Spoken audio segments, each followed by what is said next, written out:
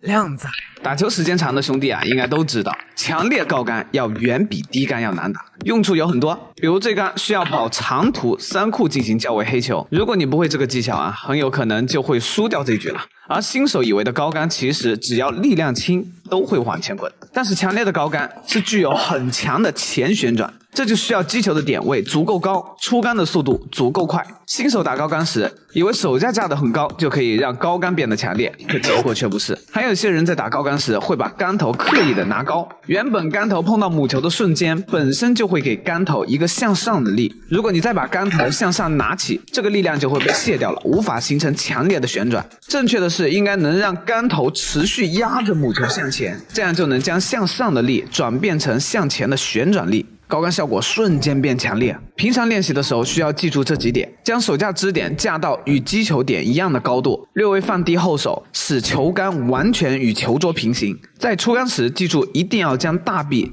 向上提一小段后，小臂再开始加速，这样出杆才能足够平顺的把击球点位给它打扎实了。在打母球之前呢，一定要先进行空杆训练，找好球杆穿透出去的最终位置，就是这里。每次出杆要感受一种杆头向下点的感觉，每5次空杆练习就可以打1次白球了。反复训练后，你的高杆就一定会变得非常强烈。下扣，靓仔，当你精准打进一颗关键球时，那种感觉直接爽到了脚趾头。不过大多数人遇到这种球，往往会心生恐惧，进球率非常低。这节课教大家5种方式来轻松应对关键球所需要的准度。第一种，后程加速法。大多数人的后手由于没有经过职业的训练，往往稳定性比较差，所以很容易在关键球的时候发力变虚。而后程加速法就很好的解决了这点，在准备出杆时放松小臂，先对球杆方向进行引导一小段，再开始加速送出去。在引导的这段过程当中，要始终用余光感知这根球杆顺着视线焦点的方向进行引导。引导完成后，其实就意味着你已经锁定了球杆的方向，这时无论你如何加速都不太会偏离这个方向了，力量也会特别扎实。第二种，试击法。在运杆时就带着准备好的力量去运杆，感觉白球就像消失了，在脑海中感受球杆延伸出去的方向，不断感知手臂肌肉动作的先后顺序，每一次朝前运杆就仿佛已经完成了一次出杆，这就叫做试击。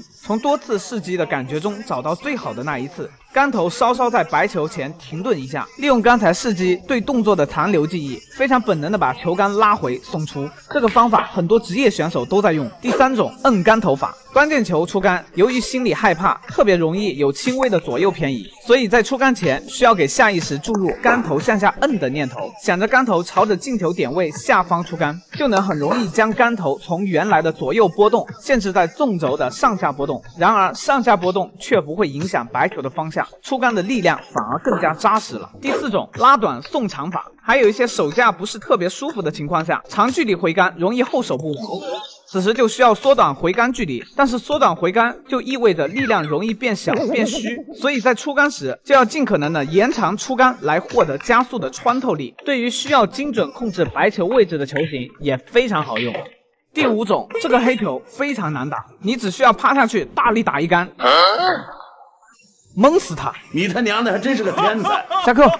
靓仔，打进直角贴库球的原理讲解。遇到像这样的大角度贴库球，即使你打中了进球点，也会因为力量不够而打不进。这里教大家一招，利用左塞将目标球打进。当你大力击打左塞碰到库边时，白球会凹陷进去，增大白球与库边的接触面积，此时会加强左塞的效果，从凹陷的最深处直接朝左边运动，这样就相当于减小了与目标球的角度，从而提供更多的撞击力量。瞄球时可以先用中杆瞄准目标球后一颗球的位置，保持手架不动，移动杆头到左塞的点位上，记住用中大力击打，出杆就能将球打进。靓仔，你学会了吗？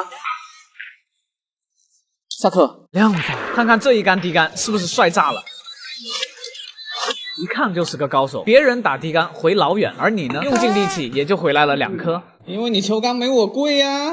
主要有3个原因，视频结尾有具体的训练方法。先说第一点，出杆点位不一致，明明瞄的是低杆点位，可是一出杆其实打在了中杆点位上，俗称压大臂，就是在出杆时大臂提前下压，导致杆头上挑。第二点，对应压大臂的错误动作就是提大臂摁杆头，这种情况偶尔会打出低杆效果，但是有时候强烈，有时候比较弱，更多的时候容易把白球铲飞。第三点，出杆没速度，整个动作软绵绵的，就算你打到低杆点位上，一样拉不回来。那么怎样才能让出杆速度又快，打点又精准？按照这3步坚持训练，就算天王老子来了，也拦不住你的低杆。第1步，平顺度训练，在白球旁边进行空杆训练，手架尽量放平，杆头调到距离台面1毫米的位置。下巴轻微压住球杆，向后缓慢回杆，不断协调大臂的高度，使球杆始终保持与下巴轻贴的状态，直到球杆能非常匀速的从最前到最后，再从最后到最前。接着第2步，打点训练，将杆头尽量接近白球瞄准好的低杆点位后，缓慢回杆，接着匀速推出来，在末端加一点点速度，